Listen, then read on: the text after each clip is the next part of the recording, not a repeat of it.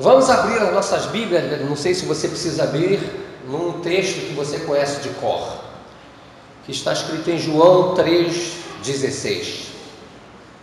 Vamos pregar em cima desse tema. Eu vou ter uma palavra provavelmente bem demorada, mas eu creio que Deus colocou isso no meu coração, e eu creio que Deus quer falar ao seu coração também. João 3,16, que diz assim: porque Deus amou o mundo de tal maneira que deu o seu Filho unigênito, para que todo aquele que nele crê não pereça, mas tenha a vida eterna. Amém? Queridos, Deus surge na história, Deus aparece na história como um Deus poderoso. Ele precisava se apresentar. Quando a pessoa vai se apresentar em qualquer ambiente, ela mostra as suas características. Se houvesse aqui uma reunião nesse momento e nós disséssemos: vem aqui se apresentar, você diria: meu nome é fulano de tal, eu trabalho nisso, assim, assim, assim. Deus, para se apresentar, ele não pode se apresentar para o homem, porque a diferença entre Deus e o homem é muito grande.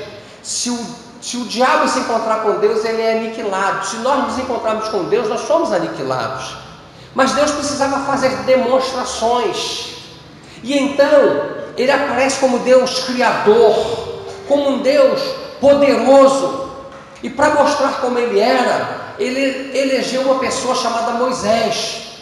Pegou Moisés, levou para o monte, e a pergunta que muita gente faz é a seguinte: como é que Moisés sabia daquilo tudo? Como é que Moisés sabia como Deus criou os céus e a terra? Como ele foi dizendo: haja luz, houve? Como foi isso? É porque no monte, quando Deus levou Moisés ao monte, ele teve um arrebatamento de espírito. Deus levou Moisés a enxergar tudo aquilo que ele fez. Por isso que ele diz: no princípio criou Deus os céus e a terra. De repente para e diz: e a terra era sem forma e vazia. E a teologia explica que no interregno entre o capítulo 1 e o versículo 1 e o versículo 2 foi a queda do querubim ungido, que então a terra se tornou sem forma e vazia. E aí Moisés começa a descrever. O primeiro verso da Bíblia diz que Deus criou usando o verbo bara, bereshit bara Elohim. Ele criou do que não existe. Bara é criar do que não existe. E depois ele começa a não criar, mas dizer haja. E quando ele cria certos animais, ele usa o bara, porque provavelmente esses animais não havia naquela primeira criação. Deus se apresenta como um Deus poderoso. Ele é o Deus dono da sua e da minha vida. Ele é dono de todas as nações. Ele é dono de todas as estrelas. Ele é dono de todas as galáxias.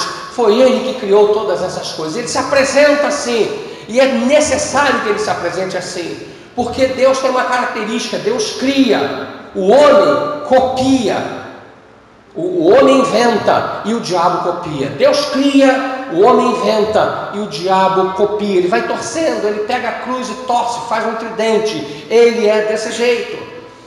Deus então vai tratando com as nações, mas as nações se desviam de Deus, as nações saem da presença de Deus. E com certeza Deus tentou de várias formas consertar alguma coisa, porque Ele inclusive tentou consertar o próprio povo de Israel, mandando profetas, e apedrejava os profetas, matava os profetas. E aí Deus, para mostrar o seu poder, então Ele quer revelar o seu poder a todos. E como toda a nação, todo o povo daquela época era extremamente pecador, Ele então não tem outra saída. Ele então faz chover sobre a terra pela primeira vez e cria o dilúvio. E todas as pessoas daquela ocasião ou daquele momento morrem. Só fica Noé, a sua esposa, Sem, Cã, Jafé, com as suas 3 mulheres, e eles então são salvos. E Deus então cria uma nova geração a partir de Noé. A Bíblia diz que Noé desce da arca, planta uma vinha e bebe vinho, se embebeda, e o seu filho Cã, que depois vai fundar a nação dos cananeus, descobre a nudez do seu pai. Então a terra começa de novo a se degringolar, a se afastar de Deus.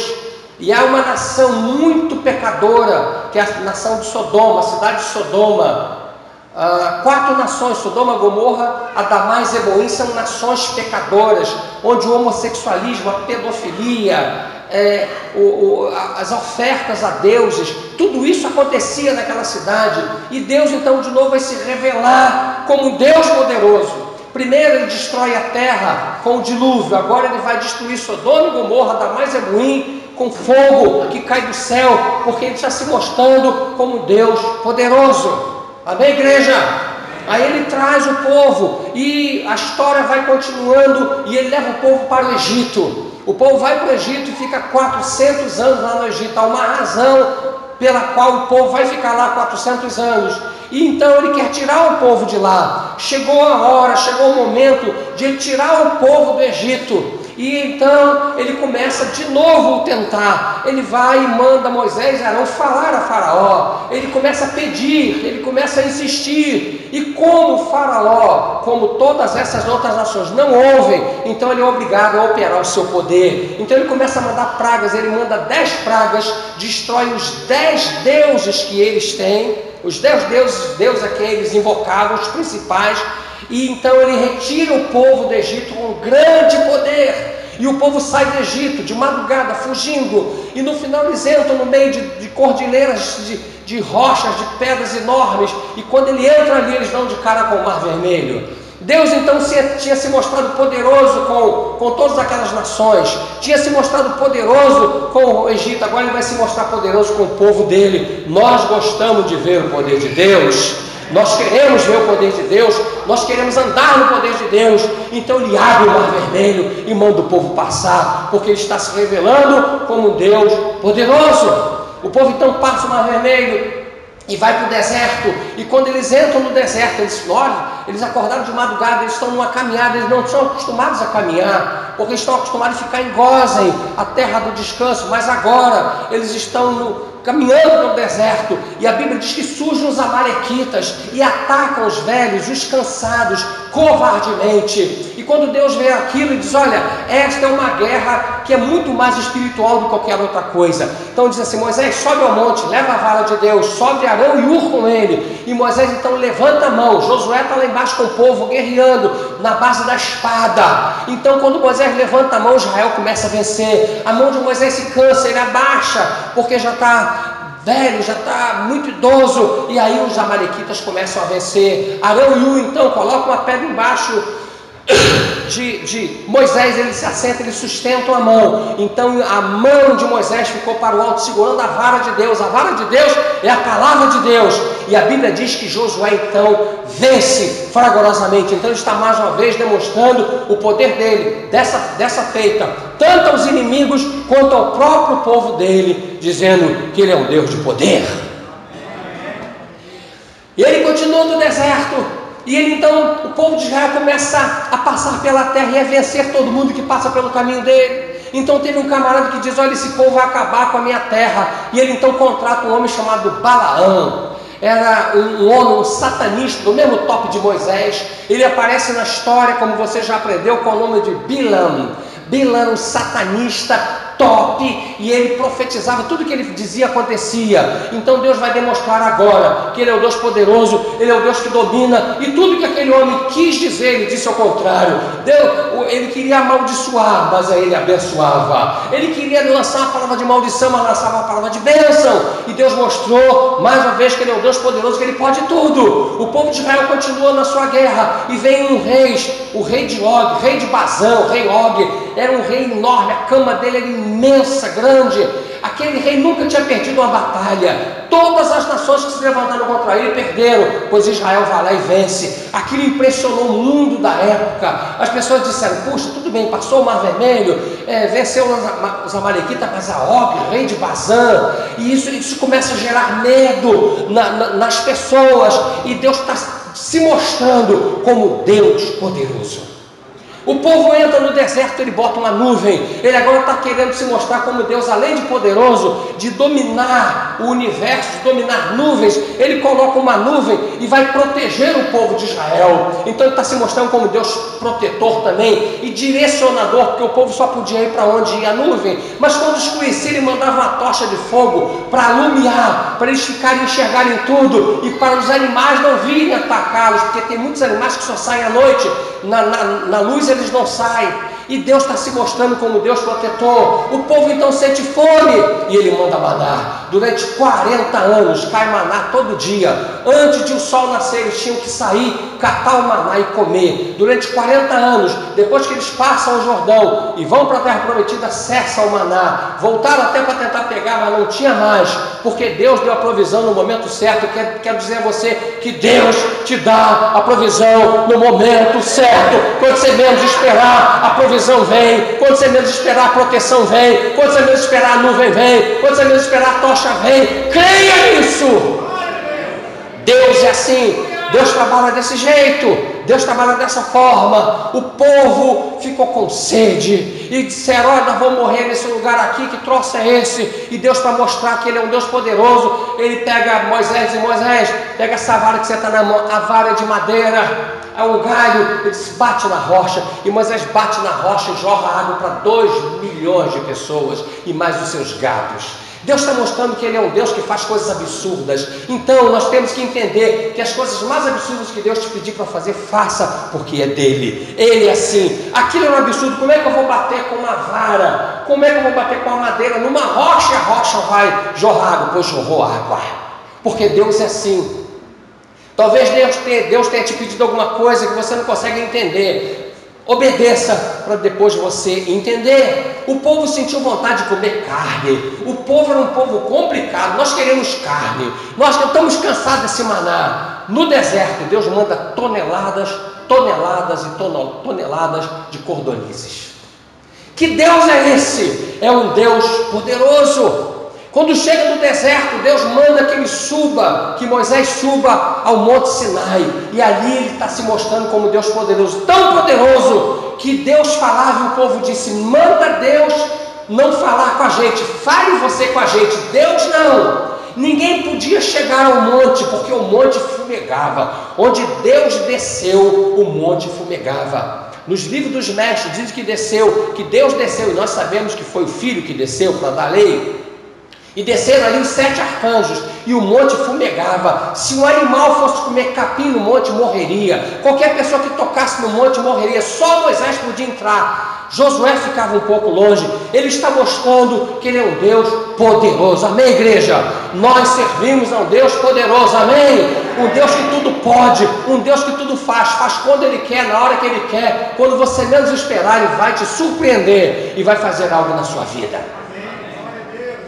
O povo entra, então começam os cultos, e aí Deus tinha acendido um fogo, ninguém sabe como, mas havia um fogo específico que era levado. Aquele fogo, quem acendeu foi Deus, aquele fogo era de Deus. Então precisava acender as lamparinas, precisava acender o candelabro, tinha que acender naquele fogo. Aquele fogo era fogo de Deus. Nadab e Abiú, bêbados, a Bíblia diz que eles estavam bêbados, eles pegam um fogo diferente e acendem e morrem por causa disso. Eu pergunto a você, qual é a diferença do fogo do fogão para o fogo a lenha, para o fogo da vela, para o fogo da lamparina? Qual é a diferença? Não há diferença, fogo é fogo. Mas Deus está dizendo o seguinte: mas comigo tem que ser do jeito que eu quero. Ainda que você ache que você está certo, ainda que você ache que pode fazer a minha obra de qualquer maneira, não pode, tem que ser do meu jeito. A Bíblia diz que houve um incêndio. Nadab e Abiú eram sacerdotes, filhos de Arão, e Deus não quis saber, os dois morreram, porque Deus quer ordem nas coisas dele. Amém? Moisés então vê uma mulher negra e ele se casa com a mulher cuxita. Moisés se casa com essa mulher cuxita. E Miriam, que era 13 anos mais velho do que Moisés, e Arão, que era 3 anos mais velho do que Moisés era o caçula dos 3 filhos de Joquebede, começa a dizer: pô, você casou com essa mulher aí, que eu não sei nem de onde é, então Moisés não é tão espiritual assim não. E começou a criticar Moisés, Deus ficou na dele. Mas teve uma hora que Arão e Miriam, e a Bíblia fala Miriam e Arão, porque Miriam era líder, disse assim: profetiza Deus só por Moisés? Fala Deus só por Moisés? Não, também sou profeta. E a Bíblia diz que ela ficou leprosa por 7 dias. E sabe o que acontece um pouco mais à frente? Os dois morrem.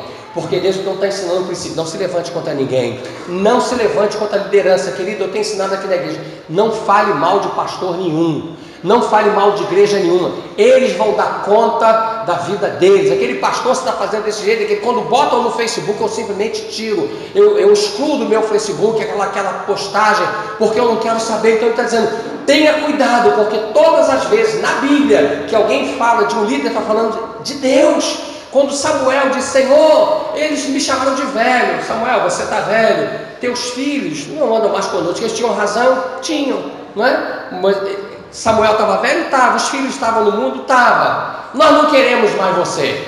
E ele foi reclamar e Deus disse assim: não é você que ele está rejeitando, ele está rejeitando a mim. Amém? Aí daqui um pouquinho, da tribo de Levi, que era a mesma tribo de Moisés e Arão, Corá, Datã e Abirão se levantam contra Moisés e começa a dizer: quem colocou vocês como príncipe sobre nós? Quem disse vocês que vocês mandam? Não manda nada, nós também somos aqui, todo mundo é sacerdote, o papo é esse aqui. E Moisés falou: olha, vamos fazer o seguinte, vamos se a terra, vamos fazer um acordo aqui, igual Elias fez, né? Vamos fazer um acordo aqui. Se Deus me tirou, me colocou à frente, não vai acontecer. Se Deus colocou vocês à frente, não vai acontecer nada. Mas se Deus me colocou, e se houver alguma coisa, se a terra se abrir, é porque eu fui colocado como líder. E eles então começam a fazer aquela disputa espiritual. A Bíblia diz que a terra se abre e engole vivos. Datã, Corá e Abirão, eles descem vivos com 150 pessoas da família deles, e eles morrem. E Deus está ensinando para a gente princípios. Amém? Eles morrem. E aí o povo de Israel começa a reclamar de Moisés. Eles viram que Moisés não fez nada, eles viram que houve um terremoto, eles viram que a terra se abriu, eles viram que foi Deus que operou aquilo, mas começaram a botar a culpa em Moisés. Vocês mataram os nossos irmãos, vocês mataram. E aí quando eles trazem essa palavra de acusação, começa a haver uma praga, começa a morrer gente. E Moisés podia dizer: agora você vai morrer mesmo, morre, todo mundo está falando aí, os fofoqueiros, os grupinhos, então vai morrer tudo. Mas Moisés disse: Arão, pega o seu incensário, corre lá, corre para o tabernáculo e oferece a Deus. E ele correu, e aí cessou a praga. Mas quando cessou a praga, já tinha morrido 14.700 pessoas. Olha como Deus é tremendo, olha como Deus é sério, olha como Deus te leva a sério, meu irmão. Deus te leva a sério.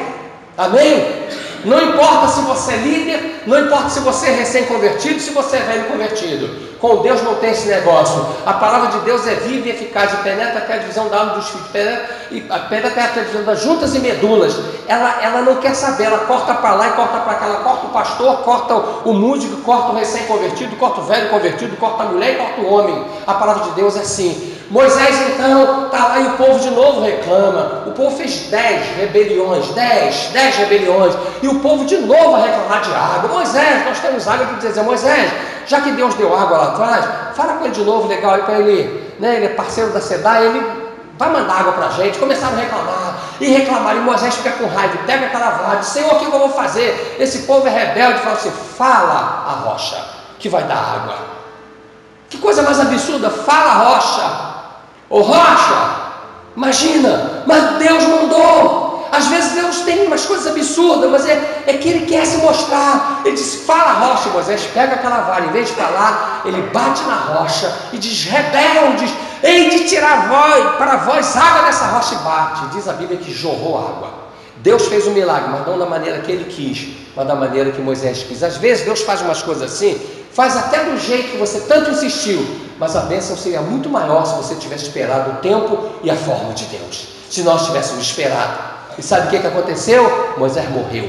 Moisés chegou lá no monte e falou: Senhor, a terra está falando, só que você não me honrou diante do povo. Eu não disse que você ferisse, eu disse que você falasse, e o povo viu que você se rebelou, não vai entrar na terra. Aí Moisés foi, orou, e Deus disse não. E ele então foi para Deus de novo, subiu o monte, orou, e Deus disse não. E ele então orou, eu quero entrar na terra prometida, eu quero entrar. E então na terceira vez Deus disse, basta, não me fale mais nesse negócio, não vai entrar. Líder nunca tinha errado, líder não pode errar. Ainda bem. Eles então passam o Jordão, e quando eles vão passar o Jordão, agora Moisés já morreu sob a batuta de Josué, eles vão passar o Jordão. Capítulo 3 de Josué diz que eles pegaram 12 pessoas, uma de cada tribo, para passar o Jordão. E quando eles colocaram o pé, que molharam os pés, o Jordão parou. Querido, o rio Jordão, que não é um rio tão largo, ele estava na cheia, ele estava saindo pelas bordas. E quando eles colocaram o pé, cessou e começou a criar um montão. A água começou a voltar, havia uma parede invisível. Todos aqueles 2 milhões de pessoas passaram. Deus está dizendo o seguinte: da mesma forma que eu abri o Mar Vermelho, eu agora estou abrindo o Rio Jordão. Da mesma forma que eu abri uma água que é mais ou menos parada, embora haja correnteza, eu estou fazendo parar as águas, as correntezas de um rio no seu volume maior.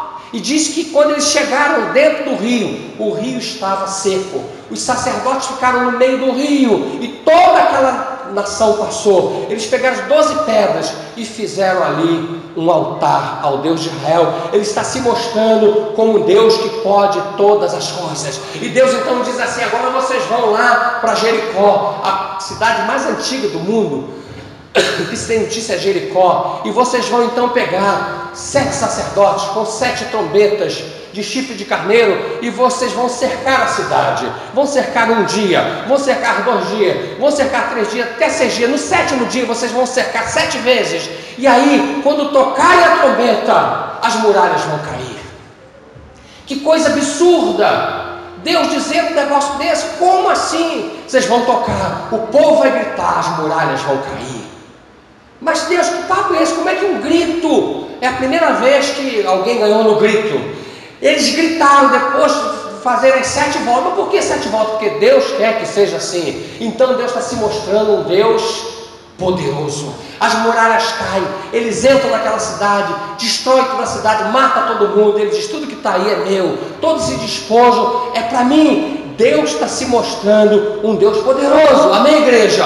Esse é o Deus que nós servimos. Então Josué vai guerrear contra os amorreus. Os amorreus eram um povo alto, muito forte, habitava nas montanhas, era um povo agoureiro, era um povo que matava criança, todo tipo de pecado de homossexualidade, adultério tinha naquele lugar. E então a topografia do lugar facilitava o povo de lá, porque o povo conhecia, e se escurecesse, o povo de Israel não ia saber muito bem onde está isso ou aquilo, porque eles não conheciam. Então José, pequenininho, ele dá ordem a um ser que está no céu, que é 1.304.000 vezes maior do que a terra. O sol é 1.304.000 vezes maior do que a terra. E ele diz assim: sol, detente no vale de Gibeão, e tu, lua, no vale de Ajalon. E a Bíblia diz que o sol parou no meio do céu por um dia inteiro, até que Josué vencesse a batalha. Que Deus é esse? É um Deus que pode, é um Deus poderoso, é um Deus que tem tudo sob domínio, sob controle. Esse é o nosso Deus. Amém?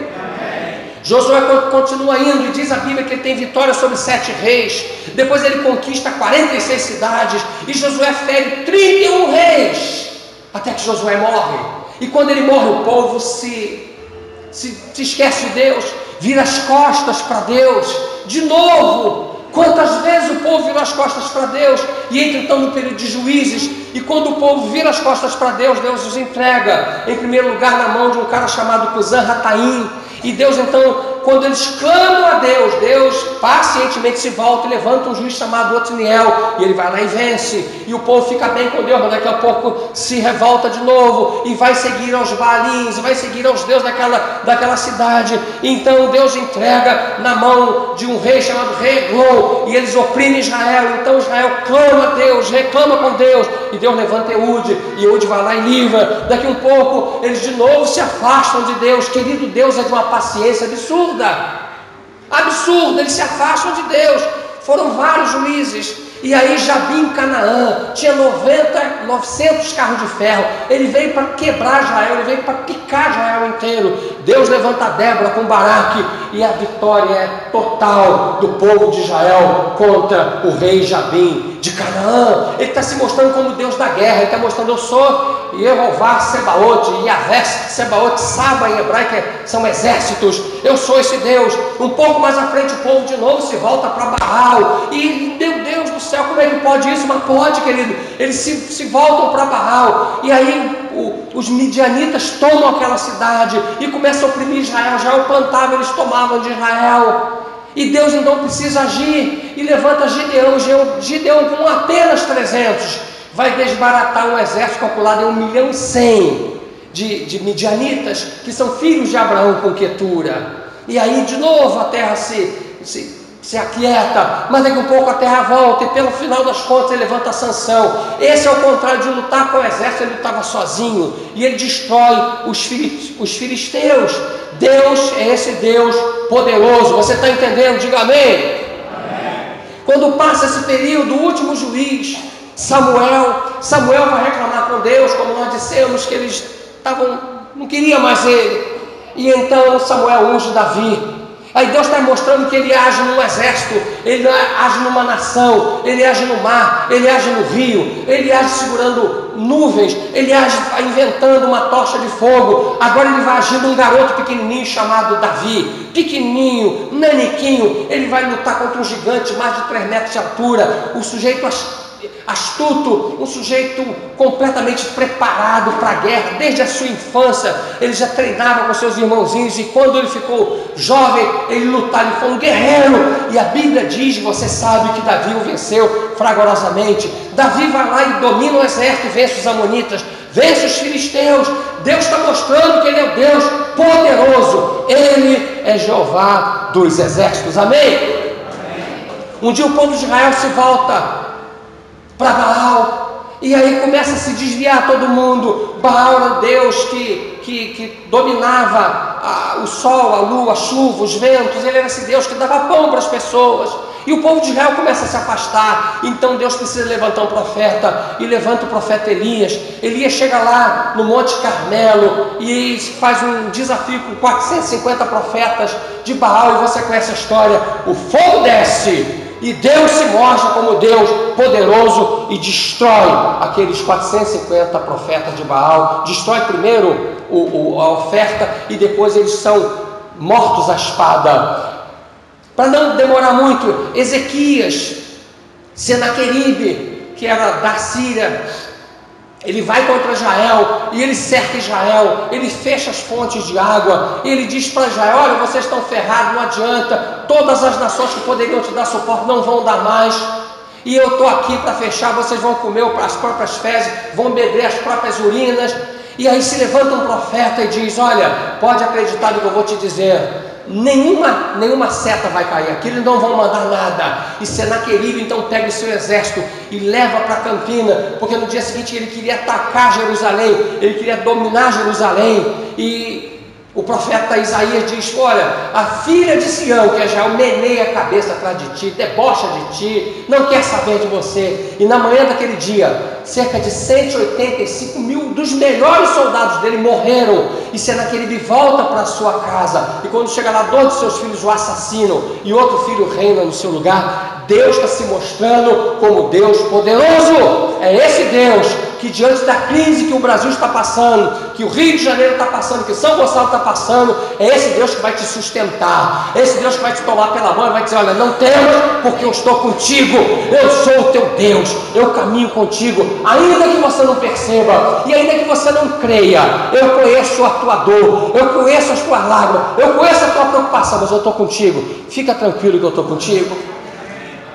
Moabe e Amon, filhos de Ló, com as suas 2 filhas, um evento, um episódio incestuoso, se levanta contra Jerusalém, e Josafá se levanta e diz: olha, segundo Crônicas capítulo 2, versículo 20, crede no Senhor vosso Deus e estareis seguro, crede nos seus profetas e prosperareis. E eles vencem completamente os exércitos amonitas e moabitas. Mas o povo continua reiteradamente a pecar. Então Deus permite, como as 10 tribos, houve uma cisão, ficou Judá e Benjamim na parte sul, e ficaram as outras 10 tribos para o norte, e essas tribos eram piores, os reis eram piores, o pecado era maior. A Assíria levou essas 10 tribos para o norte, do norte, e nunca mais houve menção de que eles voltaram como cidade, como nação. Voltaram picadamente algumas famílias. Mas um pouco mais à frente, Judá também se rende ao pecado, e Deus levanta profetas, sobretudo o profeta Jeremias, e começa a falar com Jeremias, e Jeremias começa a falar com o povo, e o povo então finalmente é levado à Babilônia, fica na Babilônia, e vem um outro povo chamado Medo-Persa e domina a Babilônia, e quando está bem dominado vem esse Medo-Persa, Sírio e Dario, e quando eles estão muito bem, vem um exército mais forte ainda, que é o Greco-Macedônio, sob os auspícios de Alexandre o Grande, e domina. E no final Roma, que é aquele bicho que aparece em Daniel, que pisa tudo quando está na frente, ele esmigalha tudo. É um exército terrível, porque os babilônios foram bons com os judeus, os greco-macedônios foram bons com os judeus, os medo-persas foram bons, tanto que nós lemos aqui em Esdras, que eles liberaram o povo. Os romanos não, o povo era duro, o povo não queria saber, eles perseguiram demais os judeus. Então nesse momento que está toda essa nação sendo sufocada, completamente dominada pelos romanos, nesse tempo Jesus nasce. Eu estou só na introdução da mensagem. Jesus nasce num momento difícil. Ele é o Filho de Deus. Deus manda o melhor que ele tem, o único filho. O grego diz monogene, enquanto o filho de Maria ele é o protogene. Primeiro, protozoário, mas aquele é o monogene, o único filho de Deus, o melhor que ele tinha. E ele também é Deus. Eis que uma virgem conceberá e dará à luz um filho, e seu nome será Emanuel. Isaías 7,14. Ele é o Deus conosco, Ele é o Deus que está aqui contigo, Ele é o Deus que vai caminhar para a sua casa, Ele é o Deus que vai abrir uma porta de emprego para você, Ele é o Deus que vai te dar uma inteligência para você fazer alguma coisa, Ele vai te proteger na madrugada, Ele vai te proteger, é o Deus conosco. Mas a Bíblia também diz em Isaías 9,6: porque o menino vos nasceu, um filho se nos deu, e o principado está sobre os seus ombros, e o seu nome será maravilhoso, conselheiro, Deus forte, Pai da eternidade, príncipe da paz. É esse ser que Deus está dando. Ele está entregando para nós algo que ele tinha de mais especial. A Bíblia diz em Isaías 6,3: no ano que morreu o rei Uzias, eu vi o Senhor assentado sobre um alto sublime trono. As suas vestes, as vestes das suas abas, enchiam o templo, e os serafins impressionados com a santidade dele, que não impressiona muito crente, mas os serafins se impressionavam e diziam diariamente, para sempre, santo, santo, santo é o Senhor dos exércitos. Toda a terra está cheia da sua glória. Santo, santo, santo é o Senhor dos exércitos. Toda a terra está cheia da sua glória. Nós precisamos nos impressionar com a santidade de Deus. Kadosh, Kadosh, Kadosh, Yehová Sebaot. Santo, santo, santo é o Senhor dos exércitos. O Senhor dos exércitos está sentado ali. Mas em João 12:41, a Bíblia diz assim: Isaías viu a glória dele. Ele fala que essa glória aqui era do Filho, era de Jesus. Aquele ser que aparece em Isaías não é o Pai, é o Filho. Em João 12:41. Lá em Colossenses 1:16, a Bíblia vai falar quem é Ele. Vai falar que ser é esse que aparece na história. Colossenses 1:16, começando do 15, diz assim: o qual é a imagem do Deus invisível, o primogênito de toda a criação, porque nele foram criadas todas as coisas que há nos céus e na terra, visíveis e invisíveis, sejam tronos, sejam dominações, sejam principados, sejam potestades. Tudo foi criado por Ele e para Ele. Ele é antes de todas as coisas e todas as coisas subsistem por Ele. Ele é o cabeça do corpo da igreja, é o primogênito, é o princípio e o primogênito dentre os mortos, para que em tudo tenha preeminência, porque foi do agrado do Pai que toda a plenitude nele habitasse, o que havendo Ele feito paz pelo sangue da sua cruz, por meio dele reconciliar-se consigo mesmo todas as coisas, tanto as que estão na terra como as que estão no céu. Tudo foi feito por Ele e para Ele. Foi Jesus que fez os tronos, foi Jesus que fez os principados, foi Jesus que fez as potestades. Tudo aquilo que você vê, quem fez foi Ele. Tudo aquilo que você não vê, quem fez foi Ele. Uma árvore, quem fez foi Ele. Uma estrela, quem fez foi Ele. Um meteoro, quem fez foi Ele. Uma galáxia, quem fez foi Ele. A lua, quem fez foi Ele. O sol, quem fez foi Ele. É o que diz Colossenses. É esse Deus que Deus mandou para nós. Foi esse ser que Deus mandou para morrer no nosso lugar. Esse ser que fez todas as coisas. E foi esse ser que te criou. Um dia eu vou querer chegar diante dele e eu vou querer olhar para ele e dizer: foi o Senhor que me criou. Eu quero olhar o ser que me fez, que me bolou, e Ele me fez do jeito que Ele quis que eu fosse. Eu não consigo ser uma pessoa amuada, séria. Eu sou alegre, sou casado com uma mulher alegre. Eu sou feliz. Há pessoas que parecem que têm tristeza saindo pelos poros. Deus me fez assim. Se Ele quisesse que eu fosse diferente, Ele me faria diferente. Então, querido, quando esse Deus Todo-Poderoso, escute o que eu vou lhe dizer, quando Ele vem ser apresentado no Novo Testamento, o enfoque do Pai no Novo Testamento não é o poder, o enfoque do Pai é o amor. O Novo Testamento passa todo o tempo tentando desmistificar a ideia de que aquele Deus é só um Deus poderoso, é só um Deus que bate, é um Deus que faz, é um Deus que fere. Não! É claro que quando nós olhamos para a Bíblia, Ele é muito mais paciente no Velho Testamento do que no Novo, mas o enfoque do Pai no Novo Testamento que eles querem trazer para nós é que Ele é um Deus de amor. Tanto que João 3,16 ele diz: porque Deus amou o mundo de tal maneira, de tal forma, de um jeito inadmissível, de um jeito impensável. Ele amou tanto que deu esse ser, a respeito do qual nós lemos, deu o seu unigênito Filho, para que todo aquele que nele crê no Filho, seja salvo. Em João capítulo 14, versículo 21, ele diz assim: o que me ama será amado de meu Pai. Porque os judeus via Deus assim de uma forma meio distante, e falou: não, aquele que me ama será amado de meu Pai. João 14, 23 diz assim: e esse guardará a minha palavra, e o meu Pai o amará. Romanos capítulo 5, versículo 8, ele diz assim: mas Deus prova o seu amor para conosco, em que Cristo morreu por nós, sendo nós ainda pecadores. Deus prova. Ele já tinha provado o poder, a autoridade, a beleza, a santidade, tudo Ele tinha provado. Ele só não tinha provado o amor. Mas então Ele prova o seu amor para conosco, sendo nós ainda pecadores. Ele deu o seu Filho precioso para morrer por nós. Em 1 João 4,11 diz assim: amados, assim Deus nos amou. Deus nos amou assim. E para fechar a coisa, em 1 João 4,16 ele diz: Deus é amor.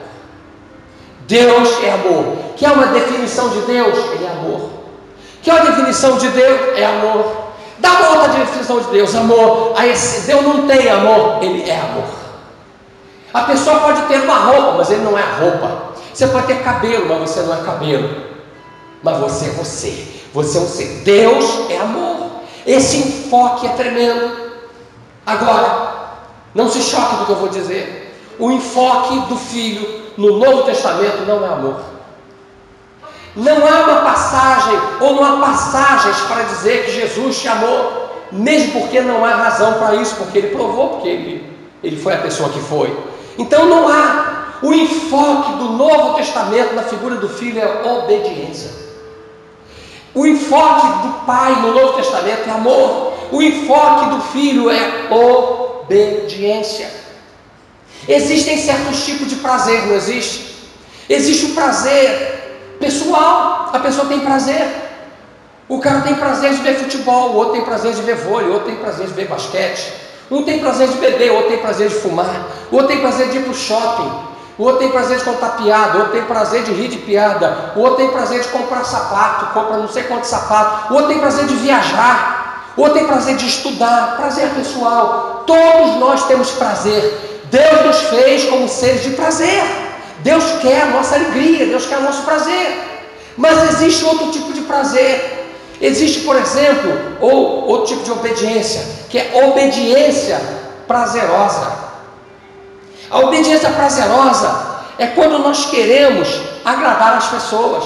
Você faz uma coisa que você até faria outra, mas para agradar aquela pessoa que você ama, que você quer vê-la feliz, você faz alguma coisa. Você ia sair agora para jogar bola, mas o seu sobrinho estava doido por um boneco que ele queria. Aí você deixa de jogar bola e faz aquilo com todo o prazer. Você obedece entre aspas, ao desejo daquela criança, porque você quer ver aquela criança feliz, então você deixa de jogar bola. É uma obediência prazerosa. Então você vai para casa e você saía todo dia, a pessoa saía todo dia para o baile, mas agora começou a namorar. O prazer dela é estar com a namorada ou com o namorado. É o prazer. Ela abre mão daquilo que faria, ou daquilo que gostaria de fazer, de beber com os amigos, mas tem uma obediência prazerosa, porque ela diz: fica comigo essa noite. Aí a pessoa: fica aqui comigo, minha filha. Aí ela fica: não vai ver jogo hoje não, vamos sair, vamos. Aí você tem aquela obediência prazerosa.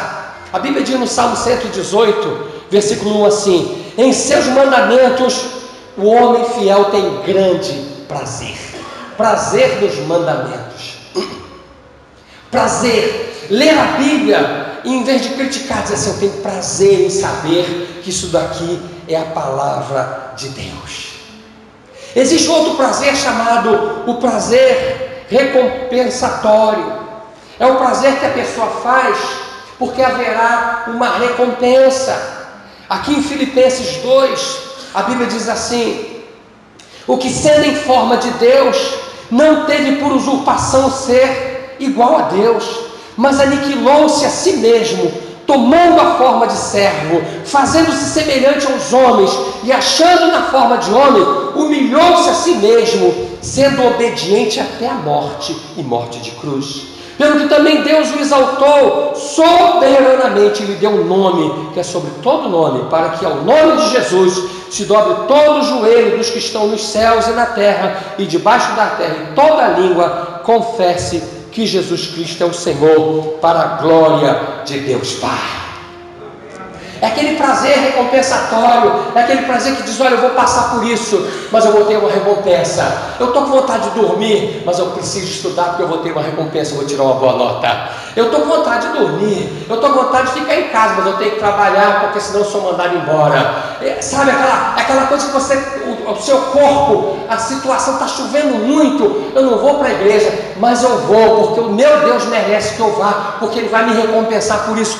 É aquele prazer recompensatório. Eu faço qualquer negócio para estar lá, embora o meu corpo esteja pedindo uma coisa, eu quero outra. A Bíblia diz: sendo em forma de Deus, Ele era Deus, mas Ele não se usurpou, Ele se humilhou, Ele ficou na dele, porque Ele pensava em nós. Lá em Hebreus 12, a Bíblia diz: olhando para Jesus, autor e consumador da nossa fé, o qual, pelo gozo que lhe estava proposto, suportou a cruz. É o recompensatório. Ele olhava e dizia: olha, existe uma promessa do meu Pai. O meu Pai prometeu que depois que eu morrer, eu vou ressuscitar e eu vou receber um nome que está acima de todo nome, e eu preciso obedecer. Então, na mente de Jesus, humanamente falando, ele disse: eu vou obedecer. Diz a Bíblia que ele suportou a cruz. A Bíblia usa um verbo interessante: meno, significa permanecer. Se vós estiveres em mim, meno, e as minhas palavras estiverem em vós, meno, né? Está lá em João 15. Meno significa permanecer, estar firme. E ele, quando coloca hipomeno, significa suportar, aguardar até firme. Ele falou: não, eu tenho que morrer, eu preciso morrer, eu tenho uma ordem do Pai. Aí eu vou te dizer uma coisa: ele não queria morrer não. Ele não queria morrer. Você pode estar se assustando, mas eu vou te mostrar que ele não queria morrer. Ele não queria morrer, ele morreu por causa da obediência que ele tinha com o Pai. A Bíblia diz que ele desprezou a afronta. Ele desprezou. Há um verbo chamado no grego fronel, significa orgulhar-se, projectar-se. Ele usa catafronel. Catá é uma partícula intensificadora. Quando diz ele desprezou a afronta, está dizendo ele matou a afronta. Ele falou: não quero saber, eu não quero saber o que você está falando de mim, eu não quero saber qual é o problema que eu estou passando, eu não quero saber se o Brasil está em crise, eu não quero saber se eu estou com dificuldade para comer na minha casa, eu não quero saber se eu estou passando luta, eu quero saber que eu tenho um Deus, que eu preciso servir esse Deus, eu quero servir esse Deus, eu quero caminhar com esse Deus, porque existe um lugar no céu preparado para mim. Ele matou a afronta. Existe também a obediência da agradabilidade. A pessoa tem prazer em agradar o outro, ela quase não faz nada por ela. O Salmo 1, versículos 1 e 2 diz assim: bem-aventurado o varão que não anda segundo o conselho dos ímpios, não se detém no caminho dos pecadores, nem se assenta à roda dos escarnecedores, antes tem o seu prazer na lei do Senhor, e na sua lei medita de dia e de noite. Prazer na Bíblia, prazer em ler a Bíblia, prazer em pesquisar na Bíblia, prazer em ouvir a palavra de Deus, prazer na lei do Senhor. E você envolve louvor, envolve adoração. Salmo 119, versículo 18, o salmista diz assim: desvenda os meus olhos, para que eu possa ver as maravilhas da tua lei. A gente acha a lei um negócio horrível, a gente acha aqueles mandamentos uma coisa horrível. Muitos crentes acham, não acham não, mas o salmista está pedindo para ele desvendar, porque ele queria ver as maravilhas da lei dele. E existe a obediência incondicional, e a obediência incondicional não está na terra, está no céu. No céu, ordem dada é ordem executada. Quando Deus dá a ordem, dá. Tanto que Jesus, na oração, ele diz assim: que seja feita a tua vontade, assim na terra como no céu. Lá no céu, quando Deus diz, anjo, vai lá, ele diz: por que eu vou, Senhor? Ele não diz, nós dizemos. E nós desobedecemos muitas vezes. Nós nem perguntamos se temos que fazer. Mas no céu, quando Deus dá a ordem, é a ordem dada. É a ordem incondicional. Foi nessa ordem que Jesus veio. Ele deu a ordem: filho, você vai descer. Ele não perguntou por quê, nada. Ele só disse: você vai descer, você vai ser homem, mas depois terá uma recompensa. Ele deu uma ordem e a ordem foi dada. O querubim um dia se revoltou contra Deus e pecou, desobedeceu. Deus criou Adão, Adão também desobedeceu, então Deus criou o último Adão, que é Jesus, e esse obedeceu. Ele obedeceu. Eu queria fazer uma pergunta a você: você ama seu filho? Você ama sua filha? Pensa numa pessoa que você ama, mas que você ama. Pensa assim na sua mãe, no seu pai. Pensa no filho seu, na filha. Pense em alguém que você ama apaixonadamente. Pense em alguém. Você ama essa pessoa? Imagina, eu fico pensando, se Deus chegasse para mim hoje e dissesse assim: meu filho, é o seguinte, tem 7,5 bilhões de pessoas na terra que estão indo para o inferno. Eu dizia: é isso mesmo, Senhor, está pecando, vai para o inferno mesmo. E eu tenho um plano de salvar, eu quero salvar. Eu ia dizer: pô, mas salvar esse povo? Não, eu quero salvar. Esse povo não liga para mim não, esse povo vira as costas para mim, mas eu quero salvar. Eu dizia: bom, Senhor, o Senhor sabe de tudo, o Senhor pode fazer tudo. Eu tenho um plano muito bom, sabe, meu filho? Eu dizia: manda, Senhor, eu sei que sou o cara. Qual o plano que o Senhor tem? Eu vou pegar uma pessoa e vou crucificar. Com a morte daquela pessoa na cruz, eu vou salvar 7,5 bilhões. Eu diria: uau, irado, legal. Quer dizer que o Senhor vai crucificar uma pessoa e vai salvar 7,5 bilhões? Eu diria para Deus: legal. E Deus me diria: eu tenho um plano, já tenho formado o plano. Eu disse: eu sei, eu já tenho até a pessoa para ir para a cruz. Aí eu digo: então manda logo, Senhor. E dizer: eu vou mandar a tua filha Raquel para a cruz. Eu estou falando da Raquel porque ela está aqui, mas pode ser qualquer outro. Aí eu dizer: peraí, Senhor, aí você pegou pesado. Aí você pegou pesado, vai mandar minha filha. Para a cruz de jeito, mas de jeito nenhum. Mas são 7 bilhões e meio. São 7 bilhões e meio que estão indo para o inferno. Você tem que entregar. Não vou entregar. Mas não vou entregar mesmo. E Deus é insistente. E ele começaria: não, mas você vai ter que entregar. Você está sendo muito egoísta. Pensa nos 7 bilhões e meio. Pensa você na pessoa que está na sua mente aí agora, se você entregaria. Vamos imaginar que lá, de tanto ele insistir, eu dissesse: então tá bom, senhor, tá bom. Então vamos fazer o seguinte: se eu me dar um sono, eu vou entrar numa caverna e eu vou dormir. Quando passar tudo isso, então o senhor vai lá e me acorda. Ele vai, Elias, dizer assim: não. Você vai dar a sua filha, Raquel, e você vai assistir a tudo. Aí eu disse: não, peraí, você pegou pesado. Aí você forçou a barra. Não, você vai ter que assistir a tudo. Eu vou ter que assistir a tudo. Vai ter que assistir tudo. Ela vai ser presa, ela vai apanhar, ela vai vestir de hematoma, ela vai levar lambada, e no final ela vai ficar 6 horas na cruz pendurada. Aí eu disse: então não dou não. Não dou não, mas tem mais um detalhe. Tá bom, qual é o outro detalhe? Ela vai olhar para você várias vezes. Ela vai olhar para você e você não vai poder tirar os olhos dela. Você vai ter que continuar olhando para ela. Eu disse assim: eu não vou dar não. Não vou dar não. Não, mas tem mais um outro detalhe. Ela vai implorar. Ela vai implorar para não ir para a cruz. Ela vai implorar para não ser crucificado. Aí eu ia dizer: não, Senhor, aí você está forçando demais a barra. Não vou dar não. E ele dizia: ainda tem mais um outro detalhe ainda. Eu falei: mais um detalhe. Qual outro detalhe? Você vai ter que negar. Você vai ter que dizer não. E vai ter que colocá-la na cruz. Por causa de 7 bilhões e meio. Acabou? Não, ainda tem mais um detalhe. Você vai virar as costas para ele. Foi tudo isso que aconteceu entre o pai e o filho. E nós não temos noção. O filho, durante o tempo inteiro, era o filho único dele. Quanto maior for o tempo que você ficar com a pessoa, mais vínculo cria. E quando você separa, mais saudade você sente. Não é verdade? Você conheceu uma pessoa durante uma semana, ela foi embora, você não sente muito. Perdão.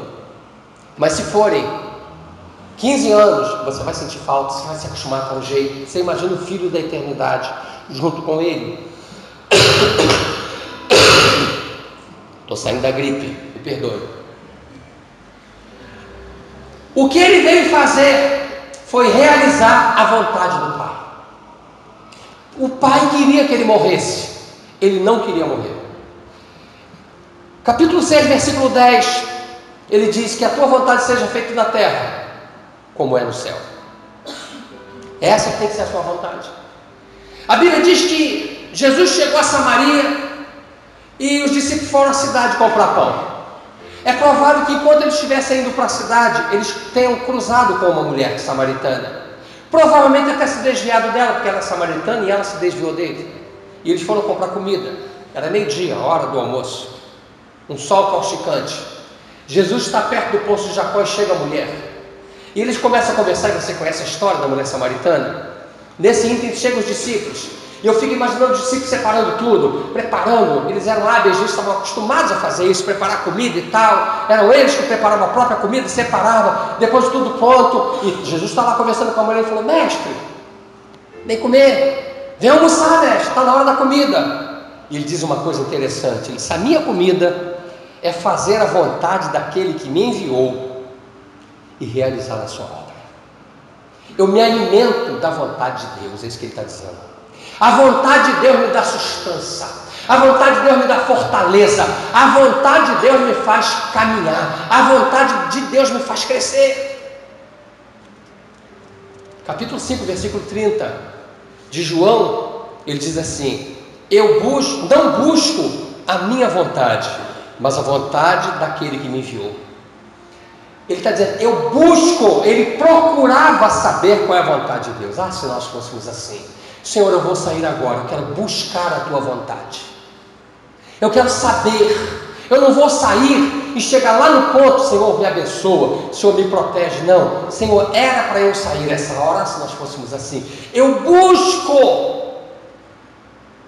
Capítulo 6, versículo 38, ainda de João, ele diz assim: porque eu desci do céu, não para fazer a minha vontade, mas a vontade daquele que me enviou.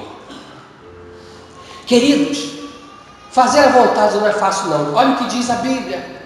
No capítulo 26, de 39 a 42 de Mateus, diz assim: indo um pouco adiante, antes ele diz assim, e disse-lhes: a minha alma está cheia de tristeza até a morte, ficai aqui e vigiai. É a primeira vez que ele pede alguma coisa aos discípulos: fica comigo, eu estou deprimido, eu estou carente. É isso que você está ouvindo? Sim. Fica aqui comigo, vigia comigo, eu estou carente. Estava chegando a hora de ele ir para a cruz. E indo um pouco adiante, prostrou-se sobre o seu rosto, orando e dizendo: meu Pai, se é possível, passa de mim esse cálice. Todavia, não seja como eu quero, mas como tu queres. Isso aqui é sério? Isso aqui é verdade? Ou é um jogo de cena? Ele está dizendo isso só para ficar constando, ou ele está realmente pedindo a Deus? Isso aqui é sério. Ele não queria morrer. Ele morreu por obediência. Voltando para os seus discípulos, achou-os adormecidos e disse: Pedro, nem uma hora pudeste vigiar comigo? Vigiai e orai, para que não entreis em tentação. Na verdade, o espírito está pronto, mas a carne é fraca. E indo segunda vez, orou, dizendo: meu Pai, se este cálice não pode passar de mim sem eu beber, faça a tua vontade. Sabe o que ele está pedindo? Eu não quero ir para a cruz. Eu não quero ir para a cruz. Eu não estou afim de ir para a cruz. Ele, quando começou a perceber, ele começou a se lembrar de várias pessoas que ele viu sendo crucificadas, porque os romanos faziam isso constantemente. Um levante em Israel, levantava, pegava e botava na cruz. O grito daquelas pessoas era estonteante. Ele disse: eu não quero ir para a cruz. Eu não quero ir para lá não. Ele estava em Getsemane. Getsemane é pressa de azeite. Quando estive em Israel, esse foi o lugar que mais acabou comigo. Eu estava naquele lugar procurando, tentando entender onde foi que ele orou, onde foi que ele padeceu. Cada um procurou um lugar e nós choramos o que você não pode imaginar naquele lugar, sabendo que ele esteve ali, sabendo que naquele dia ele foi torturado ali. Getsemane. A Bíblia diz que ele começou a entristecer-se. O dono da alegria, o dono da vida, está triste. Começou a entristecer-se. O verbo entristecer no grego é lupel. Serve também para atormentar-se, afligir-se. Ele começou a se atormentar e se afligir. E diz a Bíblia assim: e a angustiar-se, que é outro verbo, edomenel, para atormentar-se. Ele ficou atormentado. Me diga que se ele queria ir para a cruz. Me diga que com esse tormento, com essa dor, se ele queria. Ele foi porque o Pai mandou. Porque quando ele chegou na hora de ir para a cruz, ele começou a perceber o que seria que ele iria sofrer. O versículo 38, ele diz assim para os discípulos: a minha alma está cheia de tristeza. A minha alma está cheia de tristeza. Tristeza no grego é lipê. E quando ele fala cheia de tristeza, ele usa perilipés ou perilipós. Peri é ao redor de pericárdio, a membrana que cobre o coração. Ele está dizendo o seguinte: a minha alma está rodeada de tristeza. Eu estou numa situação aflitiva até a morte. Eu estou rodeado de tormento, de aflição, de ânsia.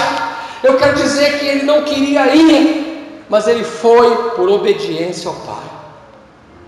Isso não dói no teu coração, não? Marcos entra num clima um pouco diferente. Ele diz assim, Marcos 14:34: ficai aqui e vigiai. Fica aqui comigo.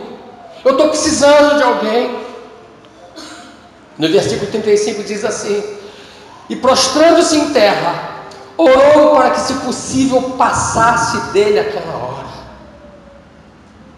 Pai, está difícil, eu estou cheio de tristeza, eu estou angustiado.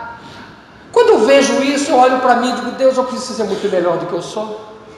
Eu preciso fazer a tua obra de uma forma melhor. Eu preciso ser mais santo do que eu sou. Eu preciso ler mais do que eu leio. Eu preciso ser melhor. E o versículo 36 é um versículo que acaba com qualquer um.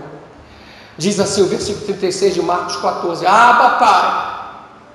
Abba significa, Abba, Pai é paizinho. No momento da dor, no momento que ele estava ali, ele queria impressionar o coração do pai. E ele disse: paizinho, ô paizinho, todas as coisas que são possíveis, afasta de mim esse cálice. Todas as coisas que são possíveis, paizinho, afasta de mim esse cálice. Não seja, porém, o que eu quero, mas o que tu queres. Ele foi para a cruz porque ele obedeceu. Havia uma briga de vontades, a vontade do pai com a vontade dele, a vontade do pai com a vontade dele, a vontade do pai prevaleceu, porque ele era obediente. Sabe o que diz a Bíblia? Capítulo 22, versículo 43 de Lucas diz: e apareceu o anjo do céu que o confortava. Confortar no grego é paracaléu ou erotal, é confortar animais, incentivar. Mas o verbo que aparece aqui é eniskio, e eniskio não é confortar, é fortalecer. Deus não veio para dizer: tá bom, filhinho, mas você vai. Não, ele veio fortalecer. O anjo veio fortalecê-lo. E o versículo 44 diz assim: posto em agonia. Agonia é uma transliteração da palavra grega agonia, que você sabe o que é. Orava mais intensamente, e o seu suor tornou-se em grandes gotas de sangue. Você sabe que a doença que ele teve nesse momento é hematidrose. É quando a pressão sobe, vai a níveis altíssimos. É quando a pessoa está em estado de profunda depressão. Microvasos começam a estourar. As glândulas sudoríferas mandam suor para um determinado canal. O sangue entra nesse canal. E ele começou a suar gotas de sangue. Há pessoas que dizem assim: não, era gotas como de sangue. A Bíblia diz: eram gotas de sangue. Sangue no grego é aima. Aqui não aparece a palavra aima, aparece a palavra trombose, daí onde vem trombose, sangue coagulado. Ele sangrou sangue coagulado por mim e por você, em obediência ao Pai. Amém, querido? Como ele conseguiu isso? Hebreus 12, 1 a 12, assim: olhando para Jesus, autor e consumador da nossa fé, o qual, pelo gozo que lhe estava proposto, suportou a cruz, desprezando a afronta. De novo o mesmo verbo, catafronel, matando a afronta. Eu não quero saber, existe uma promessa, eu sei a dor que eu vou sentir, eu sei o que vai acontecer comigo, mas eu vou receber um nome acima de todo nome. E como ele orou? Mateus, Marcos e Lucas não fala muito como ele orou, mas o escritor da carta aos Hebreus, no capítulo 5, versículo 7, diz assim: o qual, falando de Jesus, nos dias da sua morte, ou nos dias da sua carne, melhor dizendo, oferecendo com grande clamor e lágrimas, ele estava lá no jardim do Getsemane, gritando, chorando, clamando, com orações e súplicas ao que o podia livrar da morte. Foi ouvido quanto ao que temia. Eu não quero falar de com grande clamor e lágrimas, eu quero falar de súplica. Suplicar é paracaléu também, é erotal, também serve para suplicar. Mas súplica é déesis, vem do verbo del, e del é suplicar e é implorar. Ele gritou, gritou, gritou, o jardim é grande, ele gritou, gritou, gritou, e a Bíblia diz que Deus ouviu, mas não atendeu. Se eu quero que você vá para a cruz. E a Bíblia diz que ele aprendeu a obediência por aquilo que padeceu. O nosso padecimento afasta da igreja, o padecimento tira de uma igreja para outra. Quando padece, a gente se revolta contra Deus. Esse padecimento fez com que ele aprendesse a obediência. Hoje a igreja tem dois tipos de gente que são pessoas preocupantes. Uns são os desviados e outros são os desigrejados. É um novo termo que surgiu. E há diferença entre os dois, cabais, nítidas, clara como a água. Os desviados sabem que estão desviados. Eles sabem. Os desigrejados se acham perfeitos. Os desigrejados dizem assim: não, não gosto daquela igreja ali, não, vou para outra. Não, eu conheço pessoas assim. De que igreja você é? Não, frequento uma e outra, porque todas as igrejas estão todas fora mesmo, são os desigrejados. Ele não se fixa num lugar, porque são desobedientes, são rebeldes. Os desviados não cabem na igreja pelos pecados deles. Eles dizem: eu estou muito pecador, mas volto. Não, eu estou fazendo muita coisa errada, eu não quero voltar. Então eles, pelo pecado que eles têm e sabem que têm, eles não cabem na igreja. Os desigrejados, a igreja não cabe neles, porque eles se acham santos. Jesus teve uma igreja, teve um ladrão como Judas, um traidor como Judas, um que negou Jesus como Pedro, dois que queriam os melhores lugares, Pedro e João, João e o irmão dele. Bartolomeu era grosso, Mateus era grosso. Nem Jesus teve a igreja perfeita, mas os desigrejados são perfeitos e são pessoas que causam problemas. Os desviados se criticam: estou mal, cara, estou pecando, sou falho. Os desigrejados criticam as igrejas, os ministérios dos pastores. Os desviados se contaminam, que quanto mais eles vão pecando, eles vão se contaminando, e chega um momento que eles quase entram em parafuso. Os desigrejados são contaminadores, eles contaminam pessoas. Senta perto de uma pessoa, começa a falar mal de um ministério do outro, são os desigrejados, e a trombeta vai soar. Pode ser que Deus, com misericórdia, salve alguns desviados. Desigrejado vai ser um pouco mais difícil. Os desviados percebem a sua miséria, mas os desigrejados só veem a miséria dos outros, os erros dos outros. Os desviados olham para a sua própria vida, eles começam a se analisar. Os desigrejados estão olhando sempre a vida dos outros, está sempre querendo encontrar defeito. Os desviados veem defeitos em si, os desigrejados veem defeito dos outros. Escute o que eu vou dizer: os desviados batem a porta da igreja. Os desviados chegam, quantas vezes chegam pessoas aqui, vocês que estão na porta sabem. Os desviados chegam ali e dizem: pô, eu estou desviado. Eles estão batendo a porta da igreja. Os desigrejados batem na igreja, encontram defeito em tudo quanto é lugar. Os desviados são pessoas perniciosas. Os desviados pensam que são a igreja. Desigrejados eles são a igreja. Quem tem cachorro em casa aí? Gato. Quem tem galinha? Pato. Quando você tem cachorro em casa, eu tenho também. Quem tem mais de um? Quem tem 3? Os cachorros, os animais. Você tem um cachorro, você sabe que você vai ter que limpar. Ele faz sujeira, irrita a gente. Quando você menos imagina, ele fez xixi ali. Você acabou de passar, ele fez xixi ali. Tem gente que é paciente, eu não sou muito. Tem que ir lá limpar, tem que fazer não sei o que, fico com raiva. Amém. Mas são os cachorros. Você pode imaginar a arca de Noé, com leão, tigre, onça, cobra, hipopótamo, girafa, pato, galinha, cachorro, gado. Você já pode imaginar o fedor que havia dentro da arca de Noé, que não tinha janela, só tinha uma janela em cima. Você pode imaginar o trabalho que dava de Noé todo dia tirar aquele monte de dejetos daqueles animais para jogar fora, e quando ele acabava de limpar, ele fazia de novo. Você não vai dizer para o elefante, fica na sua, o elefante faz de novo, a onça faz de novo. Você já imaginou que sujeira era a arca de Noé? Você já imaginou como eles tinham trabalho? Durante um ano eles ficaram lá e tendo que limpar, e quando eles acabavam de limpar, no dia seguinte tinha que limpar de novo, de tarde tinha que limpar de novo para conseguir sobreviver. Você já imaginou a dificuldade que era conviver na arca de Noé? Mas aquele era o único lugar de salvação. Ou você estava na arca, ou você estava morto. As pessoas querem encontrar perfeição na igreja, mas a arca é símbolo da igreja, cheia de problemas, mas é ali que tem a salvação. Eu tenho 1000 defeitos, você também tem, mas nós vamos para o céu juntos. Aqui é o lugar de salvação, a igreja é o lugar de salvação.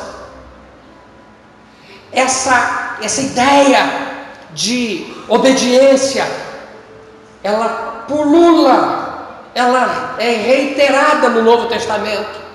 Não podemos citar todos os versículos, mas Atos 6, 7 diz assim: grande parte dos sacerdotes obedeciam à fé.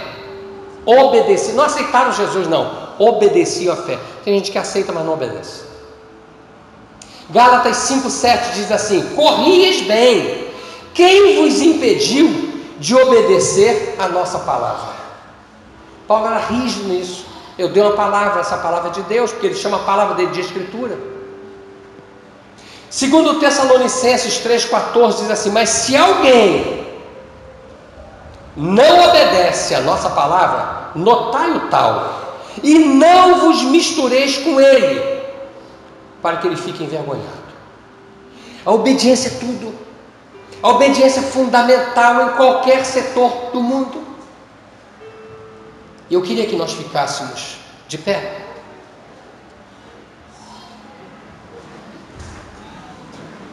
Eu quero te convidar a ter hoje um pacto, mas um pacto como você nunca fez na vida. A Bíblia diz que dele, por ele e para ele são todas as coisas, diz lá em Romanos 11, 36.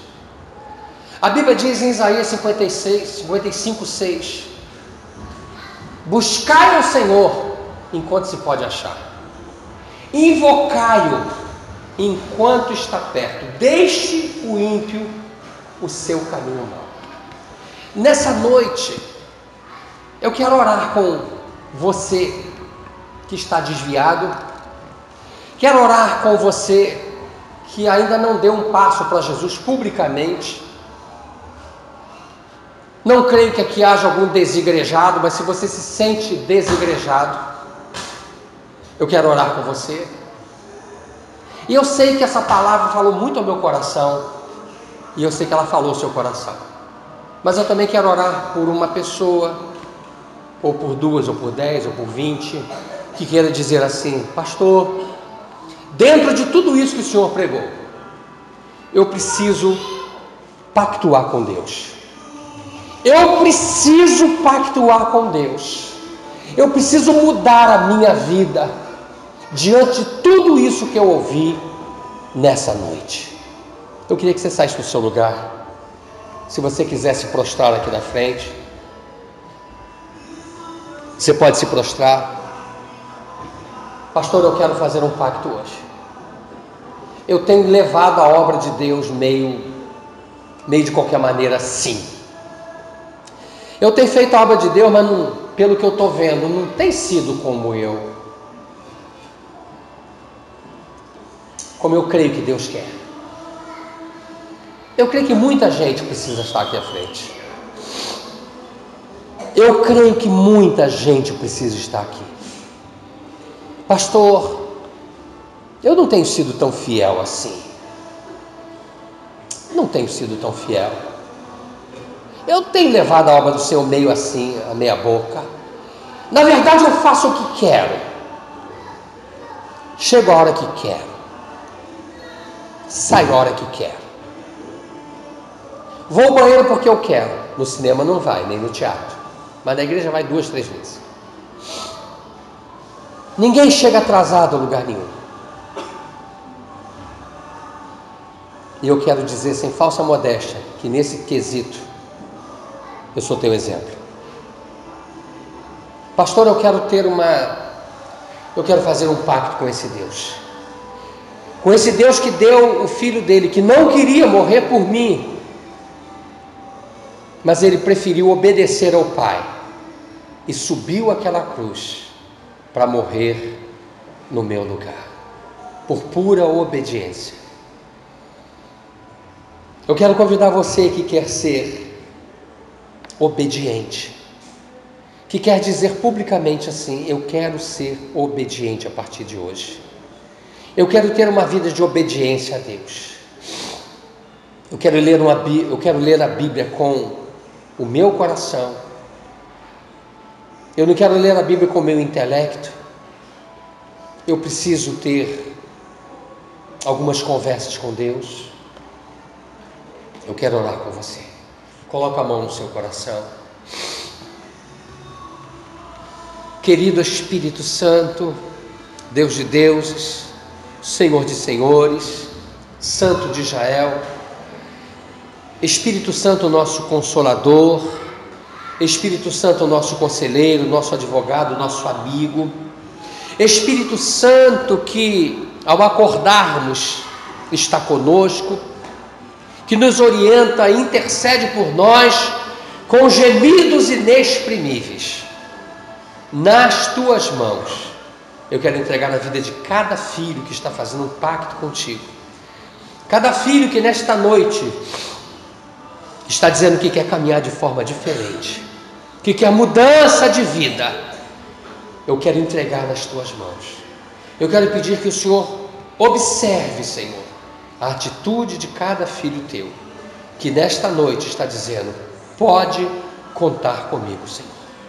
Eu quero abençoá-lo, Senhor, e quero profetizar sobre ele a oração de Jabez, a oração que diariamente nós fazemos, e a cada culto também nós fazemos e recitamos, porque a tua palavra diz que Jabez orou essa palavra, ou fez esta oração, e o Senhor atendeu. A oração de Jabez que diz: tomara que me abençoes, que me alargues as fronteiras, comigo a tua mão, que me preserves do mal, de modo que não me sobrevenha aflição. Eu também quero profetizar sobre a vida dos teus filhos. Eu quero declarar que ao sairmos daqui não haverá bala perdida, assalto, tentativa de assalto, colisão, queda, atropelamento, luxação, torção, nada absolutamente vai te atingir, nem hoje, nem nunca mais vai te atingir. Eu quero declarar que os anjos de Deus já desceram com veículos espirituais, com armas espirituais a este lugar, para te protegerem no caminho até a tua casa, se você for andando, no teu carro, no ônibus. Quero declarar que ao chegar à tua casa, a tua casa estará cercada com os mais poderosos anjos de Deus. Eu quero profetizar uma semana de vitória sobre você, uma semana de portas abertas, uma semana em que você vai colocar as mãos, vai ter bênção, vai colocar os pés, vai ter bênção. Eu quero declarar uma semana de portas abertas, de emprego, de cura. Eu quero que Deus transforme a sua vida. Eu profetizo isso na sua vida. Se você crê nisso, se você recebe isso, se expresse diante do Rei de Israel. Mais forte este aplauso que é para o Messias de Israel. Que Deus te abençoe tremendamente em nome de Jesus.